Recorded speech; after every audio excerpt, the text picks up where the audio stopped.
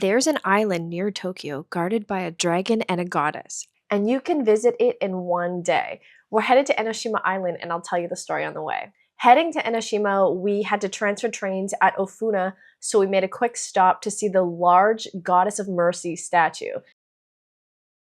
She is a 25-meter tall statue, and on the inside there's actually a shrine. You can go right up to it if you're willing to climb up the hill.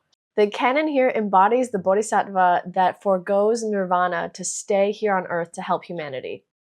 So as you go down, you can see the train station and the trains coming by, and the idea is that the train can see the statue as it's coming into Ofuna.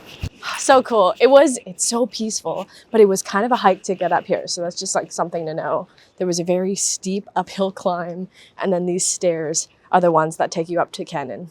We're on our way to Enoshima for a day trip, but we've just made a quick stop to see the 25-meter statue, which you can see up here on the hill. And now we're on our way back to the station to try to catch the Shonan monorail so we can get to Enoshima to spend the day there. Enoshima has a legend as dramatic as its scenery. Long ago, a 5-headed dragon terrorized the villages near what is now Fujisawa. Legend says that the dragon stole children in the night.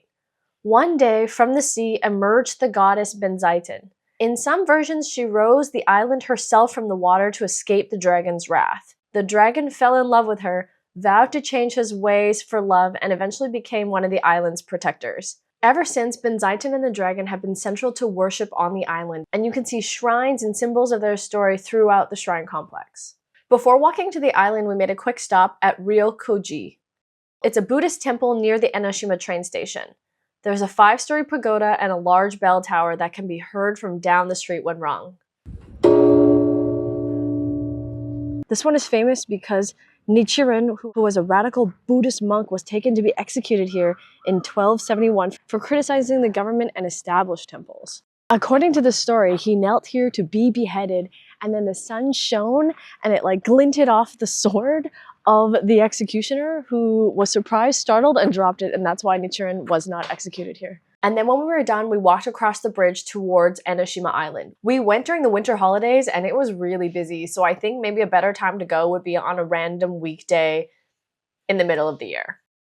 The weather was perfect though. It was 16 degrees in late December, and we were able to see Mt Fuji for the first time. There's a heart photo area near the Enoshima Island spot, and we were able to even get pictures of us with Mt Fuji in the background.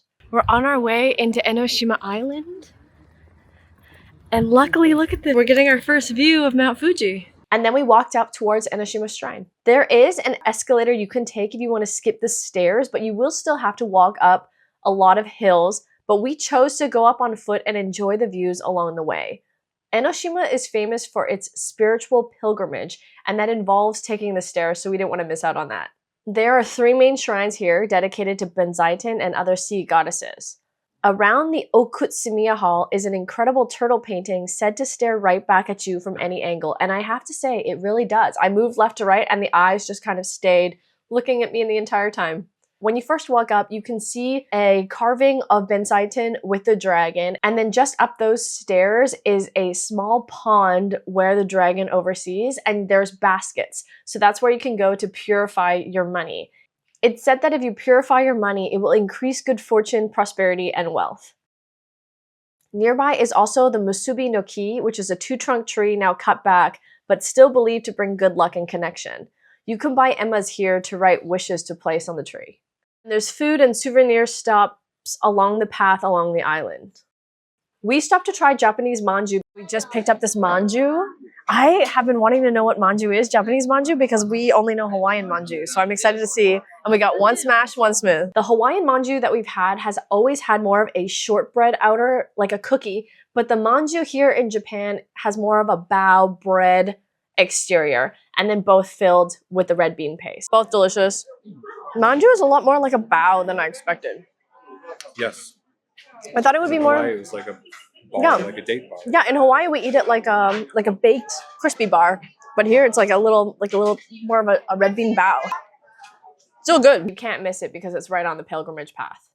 There's famous photography spots here, like the one where you can see the 2 mounts on the side with the water in between, and we were even able to spy a guy fishing down there.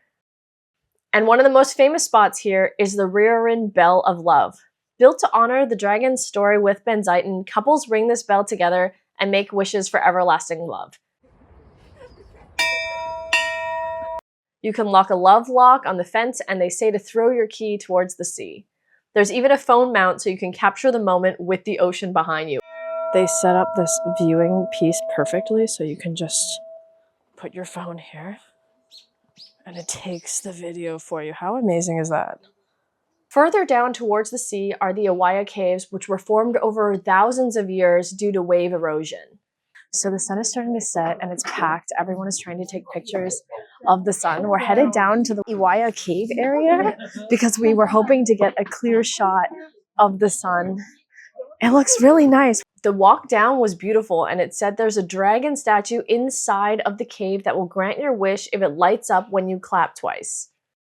We didn't make it inside the Iwaya cave because we arrived a little bit too late in the day. The cave closes at 5 p.m., but the exterior of the cave area is really beautiful. Be prepared if you do go all the way down to Iwaya caves. You have to walk all the way down the stairs, which means you need to climb all the way back up at the end of it. And to end the day, we headed to Samuel Cocking Garden at the nearby Sea Candle for the winter illumination. So the sun has set and we're on our way back now because there's going to be illuminations tonight in the Samuel Cocking Garden. Samuel Cocking is an English guy, or at least a foreigner, who came to Japan and was able to buy land just when they allowed foreigners to do so. And after he passed, they gave the land that his park is in to the city of Fujisawa. So they maintain it now and they care for it. And it's just around the Sea Candle, which we also haven't visited. So we're gonna head over there, maybe get some stacks on the way and go check out the lights. The illuminations were some of the best we've seen so far in Japan, and they run every winter until the end of February. I did not expect to see tulips everywhere, but they're all over and all lit up. It is packed. Amazing though. We are just heading back to Enoshima Station now. I've really enjoyed the day on the island. It has been so nice and beautiful. From ancient dragons to peaceful seaside cliffs, this is a great island, and it was one of my favorite day trips here and only like an hour and a half away from Tokyo.